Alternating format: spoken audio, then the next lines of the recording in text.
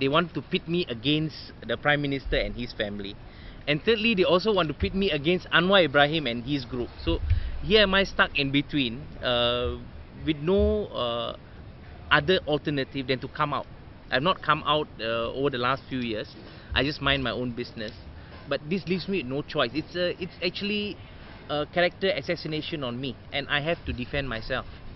The statement about Bala Subramaniam is also very much untrue. I've never been involved with Bala Subramaniam or nor do I know his whereabouts. It is also completely illogical to construe or imagine that I want to bring Bala Subramaniam back to Malaysia and to get Bala to sign a fourth statutory declaration in order to place Datuk Sri or Datin Sri Rosma. If you want to say a lie, run out of the country, stay outside, and you're prepared to sacrifice your family and live like a coward, there's nothing I can do about it. Come to the home turf, sit down and talk, be prepared to face legal action. That's a different thing. But if you're going to run away and just talk from there, what can people say? I'm definitely not involved with Bala, and that's a fact. That's a reality. How about the statement made by Bala? That I am involved with him. I've given my testimony to MACC. I've proven to them where I was on the day he says I met him. I've proven that I'm not financially involved with him.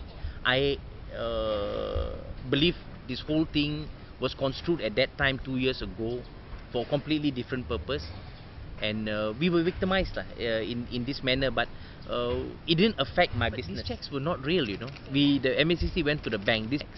They were not real checks. No, it's not my signature. You see, in my company, 2 directors signed. You can go to our bankers and check.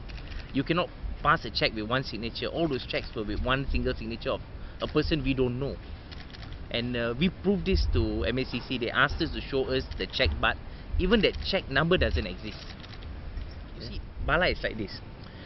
I met Bala, I think, about 2-3 years ago. He knows my a common friend, a D9 officer called Suresh. And Suresh brought him to, I think, when was this? During the time of that, when that court case was going on, you know, on that Baginda matter. So he came to the office, and he was introduced to me by my younger brother. That's the first time I met him. And then I met him one more time. One more time he came to see me, asked me for some money. I told him I don't get involved in money matter. And that was the end of it. Suresh, I met him I think 4-5 times during that period. But aside from that, I don't know. It's very unfortunate. It's like this. They say, oh, you're close to Datuk Sri, you're close to Datin Sri. So they want to link something. So suddenly this picture emerged. I think he had some problem. He wanted to borrow 500 ringgit or 1000 ringgit for my brother. My brother said, you hear him out, see whether he can help him. But you know, once you help people with this kind of thing, it's a continuous thing. You don't want to get involved. He came to see my brother. My younger brother is, they're all these clubbing boys and all that, you know. I also wish to state and reiterate that I've never spoken to anyone about Anwar Ibrahim's latest case. Personally, I believe this is all political in nature, as we all know, and I have no interest in indulging in such idle gossip. I've met him, but I don't know him personally that well. And he has never given me a carpet project yet. Maybe soon. I've never met the man. If you ask me, do I know him? I think once he was coming down Eastin Hotel, I was walking up to the Japanese restaurant. I bumped into him, like that's knowing him. But aside from that, no. No. I do know some of the opposition people. They are friends, they are customers. I know Kapal Singh's family. I mean, this is normal in business. We interact with people. Yeah. If he comes to Malaysia, he's willing to face the consequences of all the things he has done. I think a lot of us would be interested to meet him and find out why he's up to so much nonsense. I have nothing against him. I don't even know the man. You know, I've met him once. When this first thing happened 2 years ago, I have a mutual friend, a Chinese dato, who took me for dinner with Raja Petra and his family to find the reason why Raja Petra is doing this. And I spoke to him and I explained to him I have no such involvement in politics, and I asked him nicely to let me off, don't get me involved into this Mess. It's a Japanese restaurant in Subang, opposite Holiday Villa. Yeah, I cannot remember the name of the restaurant.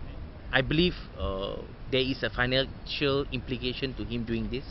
I believe that definitely there's been some motivation. You have facts, you know the truth is there, that things have taken place. Okay, you bring the facts on the table. It's different. Yeah. Tomorrow you also can be accused, my friend. Anybody can be accused by someone who has this so-called power to go on the internet and say something. Someone can say you could be suffering from VD or something. Then anything can happen. Then all your girlfriends run away. Which club you can go in and pick up a girl, my friend? It's gone, right? You know what I mean? As far as Malaysia is concerned, the business will all linked with politicians and things like this. So we don't know who they really are, but we know their objective. If you read the last article, is definitely to damage us. It's no longer about wanting or to go on a witch hunt on the PM's family or on Anwar's family. It's directly targeted on us. They want to destroy us. So we have to come out and defend ourselves.